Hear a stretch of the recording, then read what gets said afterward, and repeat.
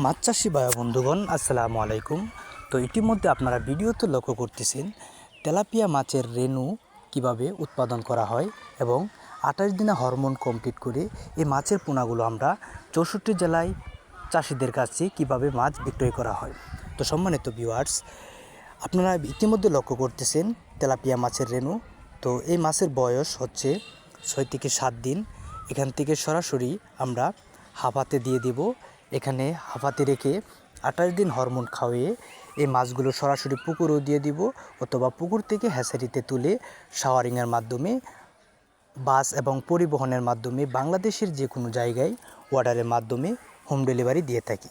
তাছাড়া আমাদের এখানে রয়েছে দেশি শিং, দেশি মাগুর, আইর, বোয়াল, চিতল, ব্ল্যাক কাপ, সোনালী রুই, সুবর্ণ রুই, লাল রুই এবং সকল প্রকার দেশি ও বিদেশি মাছের পোনা রয়েছে। তো সম্মানিত গায়েস, কানাডা ও চীনের প্রযুক্তিতে বাংলাদেশ মৎস্য গবেষণা ইনস্টিটিউটের পরামর্শক্রমে বৈজ্ঞানিক ও বিশেষজ্ঞ দ্বারা পরিচালিত করে আমরা মৎস্য চাষ করে যে কোনো ধরনের পোনা উৎপাদন করে থাকি।